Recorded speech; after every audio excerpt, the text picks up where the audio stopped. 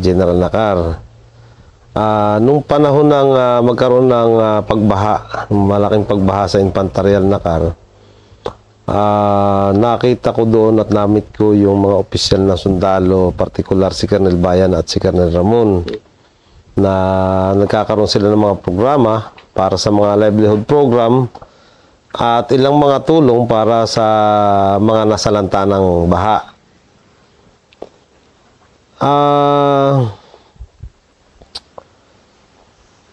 Nang makilala ko sila ay nagkaroon ako ng interest doon sa kanilang mga ini-introduce na proyekto. So nagsitin ako doon sa kanilang meeting at doon ay nagkakilala kami ni Colonel Ramon at Colonel Bayan, kung saan ay doon nagsimula yung aming pag-ugnayan sa isa't isa. At doon ko nalaman na meron silang mga proyekto na naisimulan at naisagawa sa General Nakar. Partikular ito doon sa kanilang proyekto na Project DAB na noon ay under ng Kapinpin kay General Orbon. So, sa aming pagkikwentuhan ay nagkaroon kami ng malalim na pagkakilala sa isa't isa. At nabanggit ko nga sa kanya na ako ay, bagaman hindi ako isang rebel returnee, ay meron akong malawak na karanasan tungkol sa makakaliwang grupo, kung saan ako ay nag-attend ng kanilang mga training and seminars, kung saan ay kinukumbinsi nga kami na makianib sa kanilang kilusan. Datapot ako naman ay may sariling prinsipyo, at yung prinsipyo ko magkaiba kami kung ikukumpara doon sa prinsipyo naman ng ibang tao. So noon ay namit ko yung mga top brass ng CPP-NPA dito sa Pilipinas, at nagkaroon kami ng mga paliwanagan. Sabi ko sa kanila, tama lang na isigaw natin kung ano man yung problema ng ating bansa, at tama lang na isigaw natin yan sa kanila para malaman nila. At kung hindi man nila matugunan, at least nalaman nila yung problema ng bansa natin. So hanggang dun lang ako, yung sumisigaw ako sa karsada, nag-street parliamentarians ako, yung sumasama ako sa mga rally, may dala akong placard, ipinapakita ko, kailangan magbago tayo, ganito yung ating gawin. Datapot yung pakikilaban na gagamitan ng armas ay hindi ako sang-ayon doon, sapagkat unang-una nga, dati akong isang pastor, at ang aming pinaniniwalaan, ang solusyon lang ng lahat ng problema ay nanggagaling sa Diyos. So, bawal sa amin humawak ng armas sapagkat kami ay maka-Diyos. Hindi namin pwedeng gamitin ito sa isang pagbabago.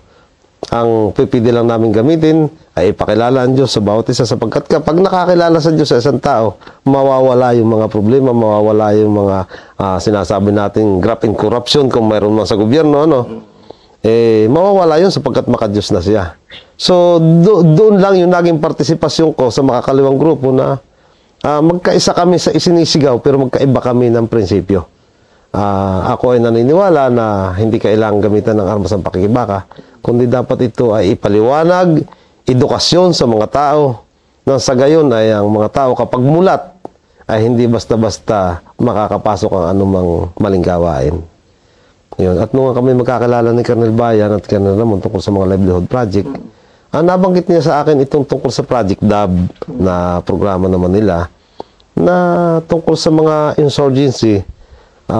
Alam din nila na isang dahilan ng insurgency ay yung matinding kahirapan, injustice, yung pagkakaroon ng mga walang katarungan nga na kung minsan napapatay isang tao na hindi mabigyan ng katarungan. So, sabi niya, ano kaya at magkaroon tayo ng isang programa dito na ipakita natin na ang gobyerno naman ay mayroong sinseridad na tulungan yung mga tao. Sige, sir, pag-usapan natin yan. At total, marami naman akong kakilala dito ng mga rebel returnee. Bukod sa iba yung mga kamag-anak ko, mga kaibigan ko, mga kababayan ko. At sila naman ay meron ng mga papel sa militar na sa katunayan sila ay mga balik loob na. So sige ka ko, i-organize ko yan at ating titipunin para magkaroon tayo ng pulong-pulong na sa ganun, malaman nila yung layunin natin. At doon nga, tumawag kami ng pulong, naipon namin sila at napag-usapan namin na magkaroon ng isang livelihood training seminar dito sa Camp Kapinpin sa Sampaloc, Rizal. So, naganap nga yun, nagkaroon kami ng training doon at isa sa mga resource person doon ay yung mga taga UP Los Baños na kung saan ay introduce nila ang isang teknolohiya tungkol sa charcoal briquette production at yung taga PCA naman na representative ng PCA ay ibinigay naman sa amin kung paano gumawa ng coconut virgin oil. So, sa madalit sabi yun yung naging kabuuan ng seminar namin doon sa Camp Kapinpin na tinuruan kami gumawa ng charcoal briquette, tinuruan kami gumawa ng coconut virgin oil. At meron pang ibang mga itinuro sa amin, pero yung dalawa lang na yun yung highlights, yung coconut virgin oil at saka yung charcoal briquette. At doon nga ay nagsimula na kaming magplano kung paano isasakatuparan itong mga teknolohiya na ibinigay sa amin. At nag-enjoy naman yung mga river returnees sapagkat bukod sa training, nabigyan din naman sila ng kaunting tulong na iniwanan ng mga pagkain sa mga pamilya nila habang nasa training kami. At binigyan din ng ilang mga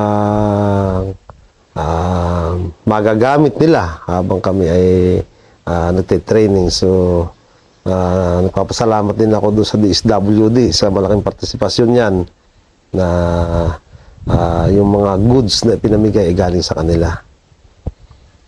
At yung nung matapos yung training, nagsimula kami ng pagpaplano kung paano sasakatuparan to. Siyempre, kailangan natin ay pondo. Hindi naman tayo makakapagsimula ng isang proyekto kung walang pondo. So, ikino-ordinate namin yung kalahi.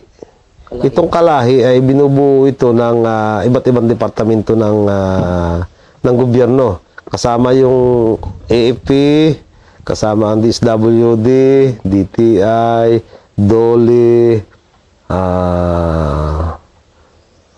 Department of Education, lahat halos ng departamento ng gobyerno involved dito sa kalahi. So, sa pakikipag-coordinate namin, nabigyan kami ng tulong pinansyal. Ang una ay sa DSWD, nabigyan kami niyan. Tapos, nabigyan din kami ng DOLE. At ang AFP naman ay meron ding naitulong sa aming pinansyal. So, doon kami nagsimula na pasimulan na itong mga proyekto na ito na itinuro sa amin. At ang plano nga rito ay kaya inilunsad itong mga proyekto na ito ay para ipakita doon sa mga iba pang mga rebelde na pipili naman tayo mabuhay dito sa baba na hindi tayo magugutom. O na pipili naman tayong kung noon man wala tayong trabaho, kaya tayo nahikayat na mamundok, sumali sa kilusan, ay dahil sa wala na tayong trabaho, wala tayong magandang hanap buhay, ay maipakita ngayon na mayroon tayong pagkakataon pa na magkaroon ng hanap buhay. Sa pamamagitan nga nito, mga teknolohiya na ito na tinuturo sa atin ng gobyerno at tulong pinansyal naman para makapagsimula ng proyekto. So natuwa kami, natuwa rin yung mga river returnees at sabi nga nung iba, abay kapag ito'y magtatagumpay, baka sakaling hindi lang kami. Maaring iba pang mga hindi bumababa dyan, bumaba na rin dahil alam nila na pag bumaba sila, meron na silang magandang hanap buhay dito. At yun nga ay naasahan namin na ganun yung mangyayari talaga. So, doon sa aming patuloy na pagsasakatuparan noong proyekto, doon kami naka-encounter ng iba't ibang mga problema. Unang-una nga tungkol sa market ng charcoal briquette at saka coconut virgin oil. Kasi wala namang talagang market pa yan dito sa atin sa Pilipinas. Sa katunayan nga, dumalo kami sa mga trade fair at very supported naman ang Forces of the Philippines. Binigyan kami ng service, binigyan kami ng pinansyal na tulong, inihatid kami doon, sinundo kami, at hindi kami iniwanan habang umatin kami ng mga trade fair. At saka sila mismo nag-organize ng mga trade fair para ipakita, ipakilala yung aming produkto. Ang problema nga lang niyan, yung presyo kasi ng charcoal briquette, kung ikukumpara natin doon sa ating tradisyonal na uling na ginagamit, napakalaki ng margin ng presyo. Dahil ito ay may mahabang proseso. Magmula doon sa pagkakarbonize o yung pag-uuling, kinakailang i-grind mo ito. I-pulverize mo ito para maging pulbos.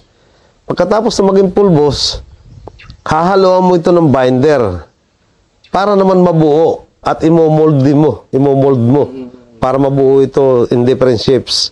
Alam mo, may bilog yan, may square, iba't ibang shapes yan. Tapos ipapacking mo para maganda yung kanyang pagkakapacking. So, saka mo pa lang siya ibibinta. Kaya kung i-compute mo yung mga kagastusan dito, ay di hamak na mas mataas yung presyo, siyempre, dahil sa proseso. Hindi katulad nung traditional na uling, pagkatapos na i-carbonize, uling na gagamitin na, gagatong na. Ayos na. Ganun kasimple yun. So, naibibigay nila na mas mura yung traditional na uling. Ngayon, hindi nga ito nag-success dahil nga sa presyo, una-una sa presyo. Dahil sa ako isa ako doon sa organizer at gusto ko rin namang mag-success itong project na ito. Kumilos ako ng sarili kong pagkilos. Sarili kong gastos, sarili kong pagod. Naghanap ako ng market sa ibang bansa. At nakatulong ko din dito yung ibang mga opisyal na sundalo na medyo may kinalaman sa negosyo. So, yung iba naman, yung mga kakilala ko na dati nang may linya ng export. So, isang nakontak ko itong Korea. Napakalaki ng demand nila ng charcoal briquette doon sa Korea. Kaya alam mo, nung kumukuha na kami ng kontrata, napakalaki naman ng hinihingi sa amin. Hindi naman nakaya namin supplyan. Isa pa, yung binigay naman sa aming puhunan, hindi naman sapat para doon sa makapag-produce kami ng ganong karaming charcoal briquette. So, sabi ko, dapat sana yung tulong sa amin, tuloy-tuloy, sustain.